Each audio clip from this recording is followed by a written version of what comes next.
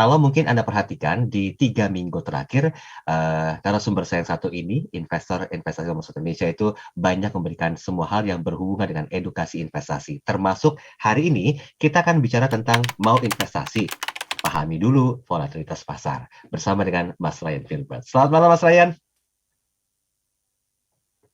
Ya, selamat malam Mas Daril. Selamat malam kepada seluruh smart listeners dimanapun Anda berada. Gimana kabar? Sehat ya? Halo? Ya, baik Yes. sekali, luar biasa. Ini suara saya terdengar dengan jelas ya Mas Ryan ya? Aman, terdengar Aman. dengan jelas, aman. Oke, Mas Ryan, boleh kita kasih sedikit pandangan dong, mungkin smart listeners yang jeli memperhatikan dari paling tidak dua pembahasan terakhir ini, kita kan eksis gitu loh, membahas tentang masalah investasi. Ada apa sih sebetulnya Mas Ryan dengan investasi itu sendiri, sehingga hari ini kita diajarkan untuk pahami volatilitas pasar? Iya, baik. Jadi sebenarnya bagi seorang pemula, kadang-kadang berbicara mengenai investasi itu membuat mereka mungkin khawatir ya. Kenapa? Karena logikanya begini Mas Daril. Saya misalnya beli lah, kita ngomong yang sesuatu yang secara umum dianggap memiliki risiko cukup tinggi. Yes. Membeli saham. Dalam membeli saham itu satu hari itu dari jam 9 sampai jam 4 sore. Satu harga saham itu bisa bergerak, mungkin bisa bergerak naik berkali-kali ataupun turun yang cukup jauh gitu ya. Nah, kalau misalnya kita logika dengan kita membeli secara jangka pendek saja bisa naik dan turun atau yang disebut memiliki volatilitas, maka apa kabar kalau kita harus simpan barang ini, bisa menyimpan saham ini untuk 20 tahun? Berarti kan akan membuat mereka merasa gini, kalau jangka pendek aja kayaknya kok bisa naik turun dengan cepat seperti ini, apalagi dalam jangka panjang saya harus simpan. Berarti kan dia merasa bahwa ada kekhawatiran di situ. Nah, yang kedua adalah ketika kita menjadi seorang investor, kita juga tiba-tiba menjadi sangat terpengaruh karena tiba-tiba semua orang itu membicarakan sebuah instrumen investasi. Itu kan juga disebut sebagai suatu volatilitas yang terjadi yang tiba-tiba menjadi banyak dong. Misal kita pada zaman ketika kita pada awalnya kita pandemi, kita tiba-tiba semua mencari masker. Berarti kan yang terjadi itu adalah terjadi suatu kontraksi yang berlebih atas demand and supply pada si masker itu sendiri. Nah, betul. Yang terjadi adalah terjadi suatu kontraksi harga juga. Nah, jadi ketika kita tidak cermat melihat seperti itu, maka investor pemula itu justru malah bisa salah memahami volatilitas itu sendiri. Satu, dia jadi takut untuk membeli dalam kondisi berinvestasi, karena investasi itu selalu sudut pandangnya adalah tidak mungkin hanya 1 minggu dan untung. Yang kedua, bisa jadi dia salah melihat titik keramaian. Dia ikut, dia datang ke tempat yang ramai, ternyata keramainya segera berakhir. Jadi dia adalah orang yang terakhir beli, ditinggal semua orang. Dia bilang, loh, terus saya punya barang mesti saya jual ke siapa dong? Kalau kemarin udah pada ngambil. Jadi kayak kehilangan pembelinya. Kenapa? Karena dia ternyata lah orang terakhir yang megang barangnya. Berarti kan dia salah baca kan. Jadi itulah dampak yang paling mungkin terjadi ketika kita tidak memahami suatu kata-kata disebut dengan volatilitas. Mungkin kalau per definisi volatilitas ini apa dan bagaimana sebetulnya kalau dikaitkan dengan investasi? Karena kan tema kita hari ini tentang mau investasi, ya pahami dulu volatilitas pasar. Iya. Ada banyak cara ya untuk kita mencoba untuk memberikan pemahaman. Yang secara teoritisnya adalah jarak antara naik dan turunnya harga yang terjadi pada setiap instrumen investasi. Itulah yang disebut dengan volatilitas pasar. Jadi kalau misalnya hari ini kita bilang, Ryan, lebih volatil mana, lebih fluktuatif mana sih pergerakan harga saham sama pergerakan harga kripto? Ya, kita bisa bilang pergerakan harga kripto lebih volatile. Loh, kok bisa begitu? Loh, yang namanya saham itu satu hari 10-20% itu sudah masuk sebagai UMA, unusual market activity. Artinya adalah hati-hati loh, kok volatile banget ya pergerakan harganya. Nah, tapi ketika kita pergi ke kripto 10-20% itu memang kegiatan sehari-hari. Jadi kayak orang itu setiap hari itu ngangkat barbel 10 kilo, 100 kali itu dianggap biasa. Tapi bagi kita datang tiba-tiba ngelihat ada orang ngangkat barbel 100 kilo, 10 kilo 100 kali. Loh, kok berat banget ya? Nah, jadi kita bisa salah paham di sana karena ukuran standar setiap setiap instrumen itu bisa saja berbeda loh. Beda-beda. Dan dalam instrumen yang sama, tapi misalnya saham, itu ada volatilitas yang tinggi, ada volatilitas yang rendah.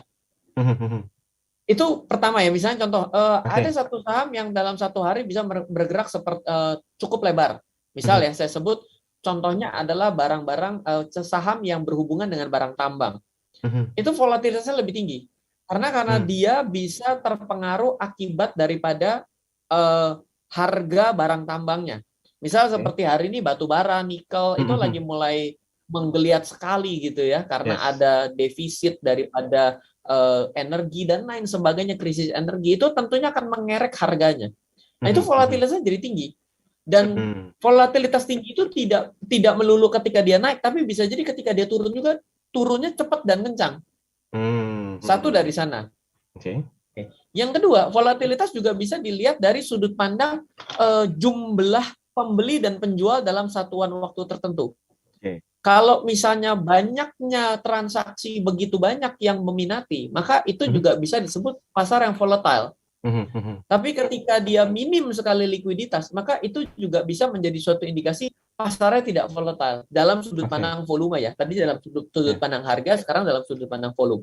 Seperti itu. Berarti ada dua sudut pandang yang harus dicermati oleh para investor pemula ya. Bisa seperti itu, betul. Harga dan juga volume tadi ya Mas Ryan ya. Bisa begitu. Baik. Bisa begitu. Kita break sebentar Mas Ryan, nanti kita sambung lagi di sesi yang berikutnya. Ini pembelajaran buat Anda para pemula ya. Tadi saya memang sengaja menanyakan di awal tentang apa sih definisi dari volatilitas pasar itu sendiri, sudah dijabarkan oleh Mas Ryan. Nah, nanti kita akan bahas lebih detail tentang tips dan juga caranya seperti apa agar Anda betul-betul bisa memahami volatilitas dari pasar. Ini khusus bagi Anda yang ingin berinvestasi. Ya, terima kasih Anda masih bersama kami dalam program Smart Market Insight bersama dengan Mas Ryan Filbert, inspirator investasi nomor 1 Indonesia. Dan kita masih bicara tentang mau investasi, pahami dulu volatilitas pasar. Nah, tadi sudah ada beberapa hal yang menarik untuk dibahas, tapi mungkin begini Mas Ryan, kalau kita bicara masalah volatilitas, ini kan satu hal yang tidak bisa dihindari ya oleh siapapun juga ya, termasuk para investor, baik yang pemula maupun yang juga mungkin sudah advance di bidangnya. Mas, kalau nggak keberatan, ada nggak sebetulnya hal yang jadi sebuah pertimbangan ketika volatilitas ini tidak bisa lagi dihindarkan? Kegunaan volatilitas pasar itu apa sih sebetulnya, Mas Ryan? Iya, coba kita pahami begini ya. Teori pertama yang paling gampang, kalau pernah nggak kita ini pergi ke satu daerah, tiba-tiba kenapa satu daerah ada jenis jualan A, misalnya jualan jualan jam tangan gitu ya, itu di sekitarnya itu akan banyak yang jualan jam tangan lagi gitu ya. Atau kita jalan di satu daerah ada jualan A, tapi kok di kiri dan kanan akan banyak jualan lagi. Akibat karena di situ banyak peminatnya, justru malah semua akan buka di sebelah-sebelahnya gitu. Menurut saya ini adalah kondisi yang pertama, karena di mana adanya sumber keramaian dan permintaan, maka mereka berusaha untuk mengadu nasib di tempat yang sama tanpa perlu mencoba untuk mencari tempat keramaian yang baru. Berarti kan sebenarnya dia mau mencoba suatu konsep bahwa keramaian ini menjadi peluang, benar nggak? Nah, ketika kondisi ini terjadi, maka akan bertemu yang namanya kecocokan antara harga beli dan harga jual. Seperti itu ya. Nah, sehingga kalau kita hubungkan dengan volatilitas pasar, maka kemungkinan akan terjadi pergerakan harga yang sangat atraktif di sekitar itu. Dibandingkan ada satu tempat yang datang pembelinya aja belum tentu mana mau gerak harganya. Harga itu kan terjadi kalau antara yang beli dan yang jual ketemu. Transaksi. Betul dong. Kalau nggak terjadi itu namanya harga penawaran dan harga permintaan. Semua orang tahu itu. Yes. Nah, sekarang itu penjelasan yang pertama. Nah, kenapa penting ya? Karena itu jawaban pertamanya. Nah, jawaban yang kedua, kita perlu sadar loh bahwa misalnya gini ya, Mas Daryl ya. Kita berdua sama-sama, saya sebagai penjual, Mas Daryl pembeli. Ada satu daerah di dalam satu kawasan itu ternyata hanya saya yang jual barangnya. Ya berarti kan Mas Daryl akan langsung ketemu saya kan. Berarti ketika saya bertemu langsung dengan Mas Daryl dan Mas Daryl tidak punya pilihan, maka secara otomatis harga saya akan diterima atau saya akan mengalah dengan harga penawaran Mas Daryl. Dan yang lain tidak akan punya pengaruh terhadap apa yang kita bicarakan. Karena yang lain nggak punya barang dan nggak ada yang mau beli juga. Berarti begitu kita, saya misalnya bilang ya, saya bilang, Mas Daryl, saya itu penjualan terakhir harganya 100.000. Saya mau jual Mas Daryl 120.000. Langsung ya, Mas Daryl bilang, oh ya udah, waduh saya nggak ada pilihan. Oke deh Mas, harga naik dong, jadi dari 100 menjadi 120, benar nggak? Betul. Berarti bila diartikan bahwa volatilitas adalah pergerakan naik dan turunnya harga, akibat terlalu banyaknya orang bisa menyebabkan pergerakan harga begitu cepat dan aktif. Tapi bila kita membawa atas transaksi yang sepi ini, maka kita juga bisa mengartikan bahwa karena akibat terlalu sepi, cuman ada 2 orang, maka pergerakan harga itu cuma dikendalikan oleh saya dan Mas Daryl loh. Betul, ya. Karena cuma berdua ya interaksinya ya. Betul. Kontras banget nggak 2 contoh saya? Yes, yeah. Mengenai volatilitas. Nah, jadi kenapa harus penting? Sebagai seorang investor, kita ini mesti mengetahui game plan kita apa. Game plan-nya penting. Loh, Ryan, yang mana yang salah? Nggak ada yang salah. Ada orang bilang gini, wah kalau cuma berdua bahaya dong. Oh, jangan salah. Barang kalau udah terlalu terkenal, nggak bakal bisa untung banyak. Logis nggak? Iya. Iya dong. Benar. Begitu terjadi over demand, harga akan meluncur naik ke atas. Tapi dengan sedemikian pula akan segera ditutup dengan supply yang banyak. Ayo coba ingat-ingat jualan masker pernah 500.000 satu kotak. Betul. Dengan barang yang sama, hari ini harganya cuma tinggal 25-50 ribu bahkan kurang. Nah, kenapa bisa terjadi gitu? Karena pelakunya berimbang dan akhirnya akan terjadi keseimbangan yang baru. Oke. Nah, apakah kita suka dengan berdagang di tempat seperti itu? Boleh saja dong. Apakah kita suka berinvestasi di tempat seperti itu? Boleh saja dong. Tapi pertanyaan selanjutnya adalah, ada nggak orang yang nggak suka dengan kondisi tersebut? Ada. Saya pun nggak suka dalam kondisi bisnis ya, tapi bukan dalam kondisi investasi ya. Bisnis investasi menurut saya. Tapi saya aktif dalam kondisi bisnis. Saya akan selalu cari yang nggak ada. Kenapa? Kalau yang ada, saya akan dibanting dengan banting-bantingan harga. Dengan sedikit pelaku, berarti saya bisa pegang harga. Bener dong? Saya kan mencari margin, bener nggak?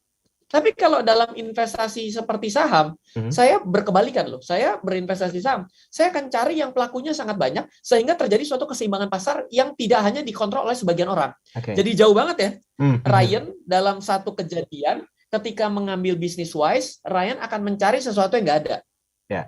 Artinya saya berani invest, berani spending untuk sebuah pengembangan bisnis ketika pelakunya sedikit.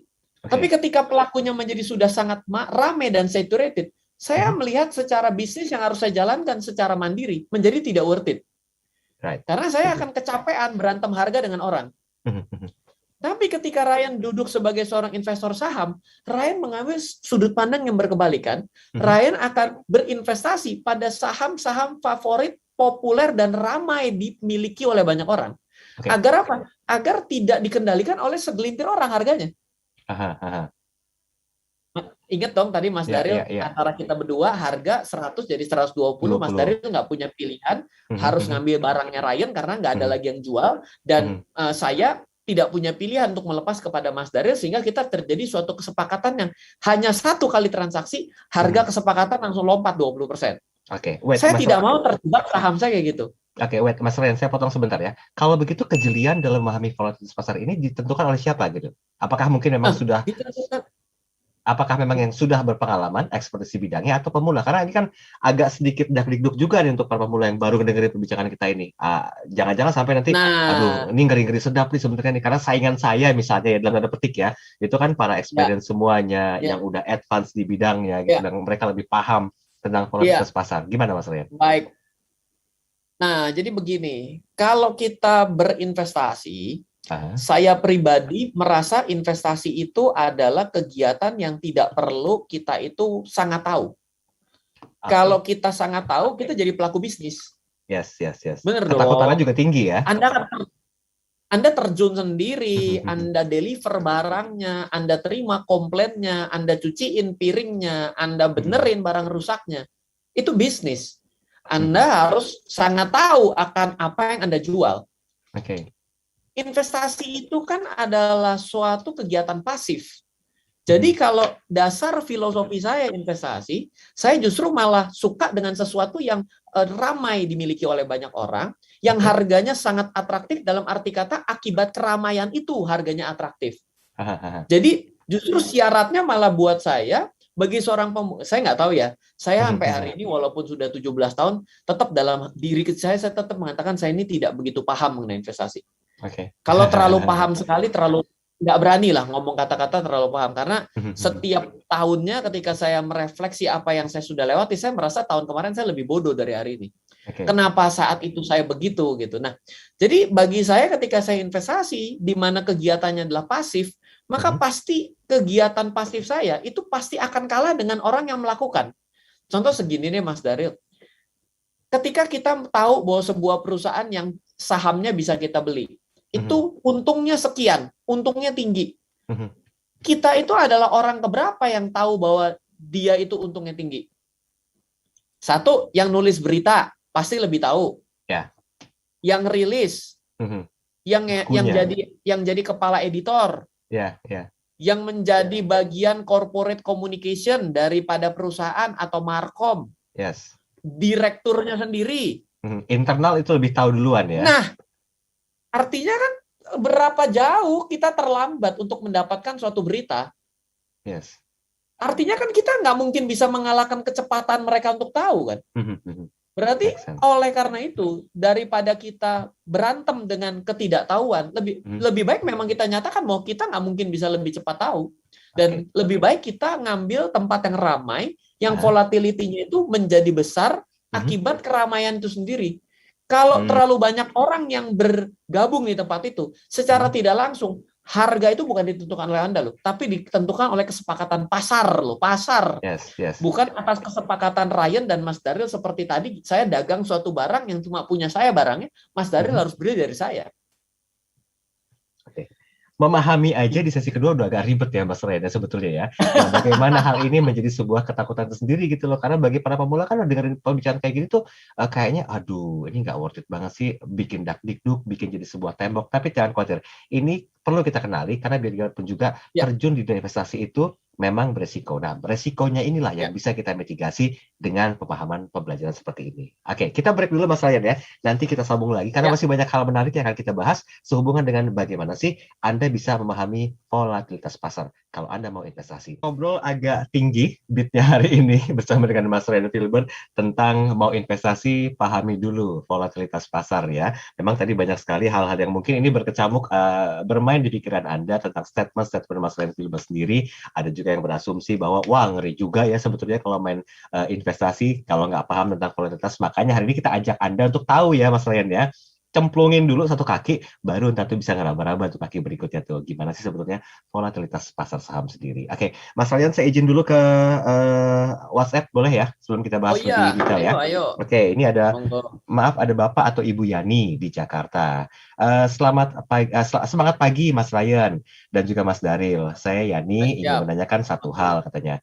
Bagaimana untuk bisa memahami tentang volatilitas pasar sendiri? Sedangkan saya baru berinvestasi itu sekitar 3 bulan dan belum paham sama sekali. Jujur, tadinya awalnya ikut-ikutan, pengen ngerasain profit dan juga cuannya. Nah, untuk bisa fokus dan betul-betul eksis di investasi, apa yang harus dilakukan sehubungan dengan tema bahasan pada malam hari ini? Oke, Bapak Ibu Yani, terima kasih. Mas Ryan, silakan.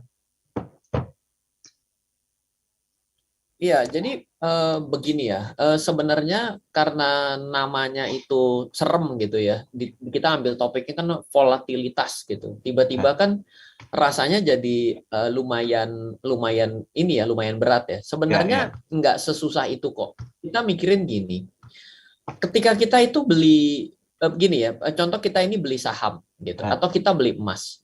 Sebenarnya lebih gampang jual emas atau jual tembaga atau jual silver sih dalam kondisi umum? Jual emas dong. Jawabannya adalah emas lebih gampang. Sehingga secara otomatis likuiditasnya bagus lah. Dan tentunya harganya itu baik buat kita.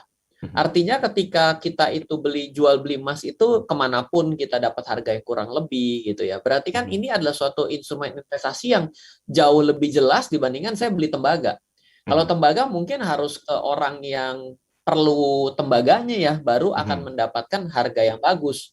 Saya yakin ketika Mas Daril di pinggir jalan ditawarin orang, Mas Daril mau beli tembaga nggak?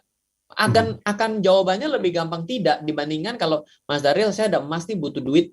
Pasti beda, mau dijual berapa? Kita ada langsung sambut kata-kata gitu. Jadi sebenarnya ketika kita menjadi seorang investor, saya lebih suka adalah mencari instrumen investasi. Kalau sudah ngomong saham itu kan harus atraktif dan dinamis dan gampang jual belinya dong. Saya akan cari yang harganya memang aktif bergerak, dan yang kedua adalah yang banyak peminatnya. Nah, kalau misalnya tadi kita dapat catatan bahwa menjadi investor yang pemula, saya rasa investor pemula juga kepinginnya adalah kalau beli saham, jangan justru nanti sahamnya gampang dibeli, dijualnya bingung. Oke. Ya. Saya beli, jualnya gimana? Nggak tahu, hari ini nggak ada yang mau beli. Begitu kita beli, harga saya mau jual nih harganya, oh iya boleh, tapi harganya turun 20% dari harga beli kamu, padahal baru kemarin, dan yang mau beli cuma 1 orang. Kan kita sakit kepala dong. Karena bayangan saham itu kan gampang dijual beli, harganya itu nggak terlalu, ya contoh gini lah, apakah ada yang namanya umum saham dalam 1 hari turun 30%? Nggak umum. Itu tadi kita sebut di awal. Berarti kalau ada saham yang turun 30% dalam 1 hari, besok naik 40%, itu mah sama aja kayak beli kripto, bener nggak? Iya. Ini ada pertanyaan kripto juga, nanti kita singgung sedikit ya. Nah, jadi kalau saya lebih baik kita kalau mau beli saham, ya memang bayangannya harus yang banyak yang lakukan transaksi, gampang ditransaksikan, harganya juga bergerak secara dinamis, itulah ciri saham. Oke. Pentingnya di situ gitu loh. Jadi nggak susah, milihnya gampang. Justru harga saham-saham yang dalam 1 minggu harganya nggak gerak, berarti jangan dibeli. Itu bukan saham yang bisa cocok untuk pemula. Perlu expert yang itu. Oke. Berarti ada pengaruhnya dong, Mas, terhadap psikologis dari investasinya sendiri untuk para pemula ketika volatilitas pasar ini belum dipahami dengan baik? Makanya ketika tadi di awal saya bilang, banyak orang yang jangan-jangan khawatirnya dia itu lihat kelihatannya rame, dia datang, dia beli, tiba-tiba semua orang udahan. Loh. Kok tinggal saya kan gitu ya. Ada apa nih? Oh sorry ya, udah selesai pestanya, bubar. Anda di dalam sendiri. Loh gimana? Saya kan beli saham, pingin lakukan transaksi dengan dinamis. Jadi nggak cocok dong. Ya. Nah, skenario itu yang harus kita hindarin sama saham-saham yang harganya gerak pun nggak pernah. Berarti bukan ciri saham itu. Ya. Gitu. Oke, baik. Kita ke WhatsApp dulu. Tadi sempat menyinggung masalah kripto. Ini sudah ada Pak Henry Nababan di Jakarta. Pak Ryan, saya mau nanya, momentum untuk main investasi kripto itu berapa lama ya? Saya main kripto dengan alasan percepatan pendapatan income di saat pandemi. Oke. Wow, begini Pak. Ngomongan kita ini apakah menjadi investor atau menjadi seorang pedagang? Jujur saja, memang kripto itu naik turun 10-20% 1 hari itu udah kegiatan normal gitu. Dan itu bukan suatu hal yang normal ketika kita bicara pergerakan harga saham dan pergerakan harga mata uang. Itu nggak normal. Nah, kalau kita bicara investasi, maka kita pasti akan menahun, Pak. Nah, kalau menahun itu berarti sudut pandangnya beda. Misalnya gini, saya mau bilang, Mas Daril, kalau saya itu simpan kripto 1 tahun, dari tahun 2013 sampai 2021, maka ada waktu saya bisa mendapatkan untung 3.000% dalam 1 tahun, ada waktu saya bisa rugi 75%. Nah, itu sudah menyerempet-nyerempet dengan pemikiran seorang investor. Karena investor itu siap untuk melihat hasilnya dalam 3-4 tahun. Nah, kalau misalnya kita itu beli dengan sudut pandangnya adalah, wah murah nih, dibeli, wah mahal nih, dijual. Dalam waktu kurang daripada 1 bulan, kurang dari 2 bulan gitu ya. Itu bukan dengan sudut pandang yang bisa kita baca sebagai seorang investor gitu loh. Oke. Jadi kita harus bisa memposisikan diri apakah tadi Bapak itu memang melihatnya misal gini ya, Kayaknya oke juga ya kripto nih kok bisa untung ribuan persen ya dalam waktu 3-5 tahun.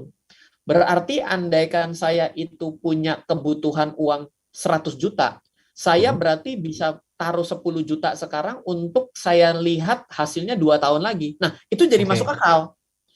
Pertanyaan jadi masuk akal gitu. Tapi apakah itu yang dimaksud? Nah, itu saya nggak tahu tuh. Ya, gitu. Oke. Baik. Kita balik ke permasalahan semula. Ini berkaitan dengan tema besar kita, Mas Ryan, bagaimana kita bisa memahami volatilitas pasar. Oke, saya tadi sempat menangkap sedikit statementnya Mas Ryan bahwa ini sebetulnya perlu dikenali ya, agar kita paling tidak bisa meminimalkan atau mitigasi resiko yang akan kita hadapi ke depannya kalau pasar itu agak kurang bersahabat. Nah, perlu berapa lama sih Mas Ryan idealnya bagi seorang pemula untuk bisa paham tentang volatilitas pasar? Apakah memang harus setiap hari beraktivitas di pasar untuk tahu lebih jauh, atau memang ya berdasarkan masukan-masukan juga seperti dari statementnya Mas Reddy sebenarnya udah cukup gitu loh untuk memahami volatilitas pasar, Mas? Jadi gini, sebenarnya nggak perlu begitu. Kita ambil analogi sederhana ya. Kalau ada orang beli mobil sport, dia pasti tahu bahwa mobilnya pasti kenceng larinya. Tapi dia bilang gini, saya minta mobilnya irit ya. Udah pasti ngaco nih. Ini udah nggak mungkin nih. Gitu. Tapi ada juga nih orang beli mobil kecil, biasa pemula nih, beli mobil kecil harga yang paling rendah, tapi dia pengen diadu sama mobil sport dan menang kencengnya. Tapi pengennya irit gitu. Jadi irit sih bisa, tapi kalau kenceng ngalahin mobil sport ya nggak cocok gitu. Nah, ini juga terjadi dalam orang-orang yang memilih instrumen investasi. Contoh gini ya, saya beli yang namanya paling liquid dan harganya itu boleh dibilang cukup tidak bisa bergerak begitu jauh. Emas itu memang suatu instrumen investasi yang memang ya kayak gitu. Terbukti dengan kita beli emas kapanpun harganya akan selalu mengikuti penurunan daripada nilai mata uang ataupun uang yang kita pegang, uang kertas yang kita pegang. Dan yang kedua adalah memang dimanapun akan selalu laku. Coba deh kita pergi ke Amerika gitu. Apakah begitu bawa emas dari Indonesia dia bilang, sorry, this spec is not required in Amerika. Kita mesti ganti dengan spek yang lain emasnya bentuknya. Kan nggak begitu kan? Tetap laku gitu ya. Ini requirement-nya beda gitu. Enggak. Nah, jadi ketika kita mau lihat lagi misalnya, kita mesti tahu bahwa kayak yang namanya properti gitu ya. Likuiditas dan volatility-nya itu tidak akan lebih dinamis dibandingkan saham. Jadi jangan sampai kejadiannya itu membeli properti tapi diperlakukan seperti investasi saham. Jangan orang berinvestasi saham berpikir dia bisa membeli seperti mendapat perlakuan untuk berinvestasi emas. Jadi sama kejadian ketika kita milih mobil. Gitu loh. Jadi kalau misalnya kita itu ingin membeli kendaraan, kita kan mesti tahu apa yang kita mau. Nah, kadang-kadang permintaannya lucu. Saya pingin mobilnya murah, irit bensin, tapi top speed ngalahin mobil sport. Bingung nih, karena nggak bakal bisa dipenuhi spesifikasi yang diminta itu pasti nggak bisa gitu. Nah, ini yang terjadi pada pemula. Saya pingin investasi saham yang gampang dijual, harganya atraktif, dijual berapapun itu akan ada yang beli, untungnya tinggi, resikonya rendah. Nggak bakal bisa. Itu yang perlu kita ketahui tentang volatilitas yang menjadi salah satu bagian, itu spesifikasi itu ada di dalam yang tadi kita bicarakan barusan. Oke, kita break sebentar ya Mas Ryan ya. Nanti kita sambung di sesi yang terakhir. Oke, terima kasih Anda masih bersama kami dalam program Smart Market Insight bersama dengan Mas Ryan Filbert. Ini udah mulai agak sedikit down ya. Hawa-hawanya dari yang awalnya tadi begitu kencang banget tentang volatilitas pasar saham, tapi ya seiring dengan pemaparan yang disampaikan oleh Mas Ryan, saya berharap sih udah mulai bisa ngerti gitu loh apa yang harus dilakukan ketika volatilitas pasar saham ini memang cukup mengganggu secara emosional, mungkin psikologis Anda yang pemula. Nah Mas Ryan, sebenarnya ada nggak sih, ini basic banget pertanyaannya, ada nggak sih hal yang harus dipelajari dari para ekspertis di bidangnya? Contohnya seperti Mas Ryan gitu loh, ketika melihat volatilitas pasar ini kok anteng aja, biasa aja gitu loh. Apakah memang karena sudah terbiasa atau apa yang menjadi pertimbangannya Mas Ryan? Sehingga para pemula ini yang mendengarkan ini bisa mendapatkan satu ketenangan juga.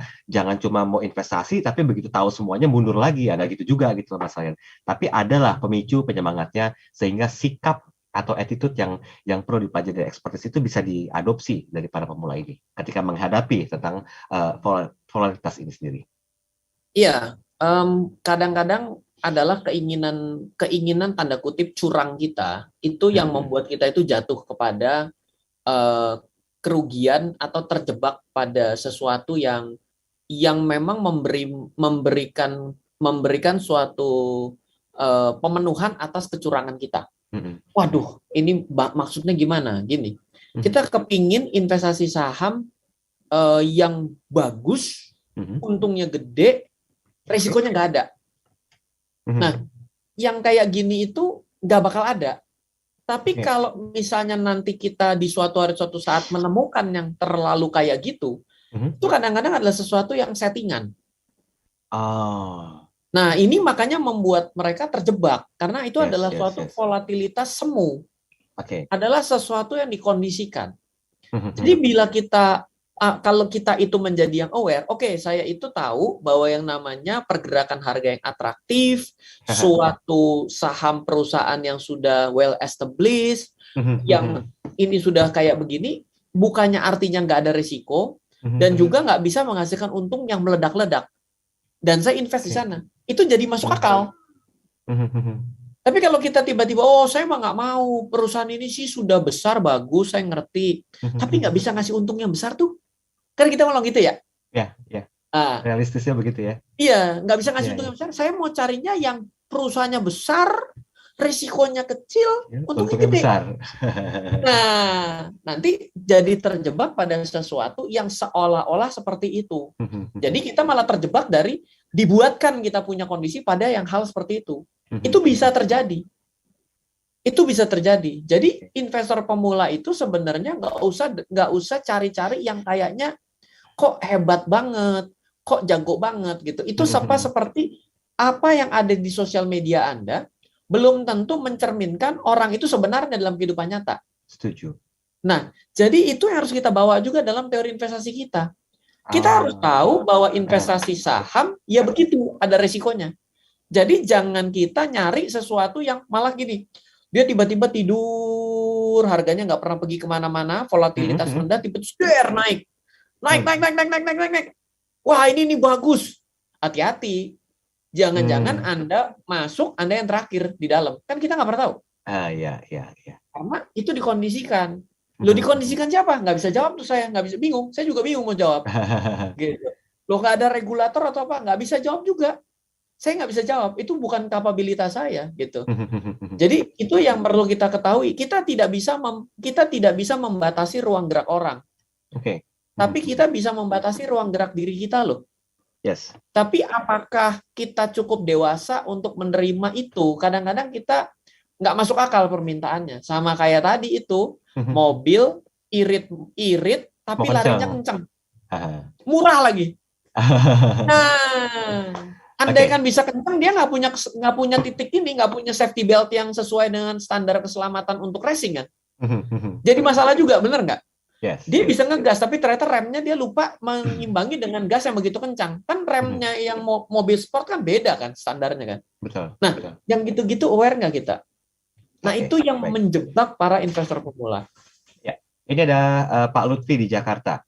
Pak Lutfi. Selamat malam, Mas Ryan. Saya mau nanya, kalau untuk bisa aman dari volatilitas pasar, apa yang harus dilakukan? Tuh, volatilitas pasar itu bukannya volatilitas itu adalah bahaya loh. Volatilitas itu nggak bahaya, tapi kita itu justru malah begini, volatilitas yang bagus, yang ramai juga harus yang naik dan turun, yang atraktif harus disertai dengan banyaknya orang yang melakukan transaksi. Jadi harus matching nih antara banyaknya transaksi dengan atraktifnya harga, itu harus matching. Jangan harga atraktif tapi yang melakukan sedikit, ini nggak matching. Atau kalau kita lihat Pak, mungkin nggak yang namanya pelaku transaksinya besar, tapi harganya tidak atraktif. Agak jarang itu bisa terjadi. Gitu. Jadi bukan artinya volatilitas itu harus dihindari. Jangan sampai salah sejauh itu. Nggak begitu maksud saya gitu. Oke, baik. Terakhir ini, ini sekalian minta tipsnya katanya dari Ibu Lisda. Kalau Ibu Lisda bilang begini, seru dengerin bahasan malam hari ini tentang volatilitas pasar saham. Dari apa yang disampaikan oleh Mas Ryan, mungkin nggak kira-kira mengambil sebuah kesimpulan tentang pemula dalam volatilitas pasar saham? Mohon tipsnya dan juga sarannya Mas Ryan. Oke, Mas Ryan, mungkin di 3 menit terakhir kita langsung ambil tips dan juga saran serta konklusinya Mas Ryan. Silakan. Ya, saya tadi bilang bahwa saya itu merasa bahwa kalau saya investasi saham, harusnya saya adalah orang yang pasif. Jadi Anda ribet karena Anda investasi saham itu udah salah menurut saya. Kalau Anda mau ribet, Anda bikin bisnis. Anda pusing deh tuh, mulai dari depan sampai belakang Anda urus. Apalagi makin kecil usahanya, Anda yang makin terjun kan. In the business ya namanya. Betul. Jadi namanya Anda invest pada bisnis Anda. Nah, kalau Anda investasi saham, Anda nggak boleh ribet. Gitu. Yang pertama itu. Yang kedua adalah investasi saham itu kita cari yang cocok secara logika. Kalau dia ramai diperdagangkan, harganya atraktif, ini masuk akal. Dan pemula itu lebih enak datang ke tempat seperti itu. Loh, kenapa Reinhard datang? Karena saking banyaknya orang yang melakukan jual dan beli, maka anggap bahwa orang lain lebih tahu dari Anda. Orang lain lebih expert dari Anda. Artinya kalau orang lain lebih expert dari Anda, dan saham itu terjadi bukan hari ini saja ramai, tahun lalu ramai, 2 tahun lalu ramai, 3 tahun lalu ramai, 4 tahun lalu ramai, ya memang ramai terus. Jadi artinya Anda jauh lebih aman untuk datang ke saham-saham seperti itu. Jadi jangan Anda datang ke tiba-tiba saham yang nggak tahu antah berantah, kok dalam 2 minggu ini tiba-tiba jadi terkenal. Nah, ini yang bahaya nih, yang begini-begini nih. Kita nggak pernah tahu itu apa story belakangnya gitu ya. Jadi tiba-tiba kita bablas hilang, kita justru malah jadi korban. Jadi bagi seorang pemula, pemula dan tidak, menurut saya, kita pasti tidak akan lebih tahu daripada manajemen perusahaan itu sendiri kok. Betul. Ya kan? Jadi lakukanlah dengan cara-cara common sense yang sederhana. Kurangilah rasa serakah Anda. Kurangilah rasa Anda jauh lebih tahu dibandingkan orang lain. Karena pada prinsipnya investasi saham Anda tidak mungkin lebih tahu daripada manajemen perusahaan itu sendiri. Iya dong? Iya. Iya, jadi kira-kira gitu. Baik. Konklusinya Mas Ryan, singkat saja 1 menit. Baiklah. Kalau kita menjadi seorang investor, pemula, maka yang harus Anda lakukan, saya saran Anda carilah saham-saham yang ramai diperdagangkan dan memiliki volatility yang stabil. Volatility stabil apa? Udah ramai diperdagangkan, kapanpun selalu ada yang beli, ya kan? Tidak pernah terjadi suatu kasus-kasus, dan bukan hanya terjadi hari ini, tapi tahun lalu begitu, 2 tahun yang lalu begitu, 3 tahun yang lalu. Nah, ini berarti saham-saham yang aman dan nyaman untuk Anda investasikan. Tapi jangan berharap bahwa saham ini menghasilkan return meledak-ledak. Tiba-tiba returnnya bisa 40% dalam 1 tahun, tahun selanjutnya 90%, tahun selanjutnya begitu ya. Nah, jangan begitu, karena nggak bisa kayak gitu. Itu nggak bisa terjadi secara terus-menerus. Gitu. Baiklah. Semoga dari apa yang disampaikan tentang investasi dan kenali atau pahami volatilitas pasar ini memberikan banyak sekali edukasi ya. Nanti kapan-kapan kita ngobrol lebih jauh lah kali ini karena waktu juga cukup. Dan terima kasih. Halo, terima kasih sudah menyaksikan video di RF Channel on YouTube. RF Channel adalah channel edukasi untuk kita secara bersama-sama belajar dan mendapatkan aktualisasi mengenai investasi, keuangan, dan bisnis bersama saya, Ryan Filbert, dan tim. Add nomor WhatsApp saya di 0895 07 08 0789 0895 07 08 0789. Download aplikasi MyRF di Android atau iOS untuk mendapatkan artikel dan tema-tema khusus mengenai edukasi investasi, keuangan, dan bisnis pada aplikasi MyRF sekarang juga. Setiap bulan, saya bersama dengan tim memiliki kelas, mulai dari belajar trading dengan analisa teknikal, yang strateginya bisa Anda terapkan pada seluruh market, mulai dari saham, forex, hingga cryptocurrency, atau kelas investasi saham bernama Fundamental Camp. Untuk mengetahui kelas lainnya dan bertanya mengenai kelas, hubungi tim sekarang juga di 0852 882 6187. Sekali lagi, 0852 882 6187. Semoga terus bermanfaat. Dari saya Ryan Filbert, salam investasi untuk Indonesia.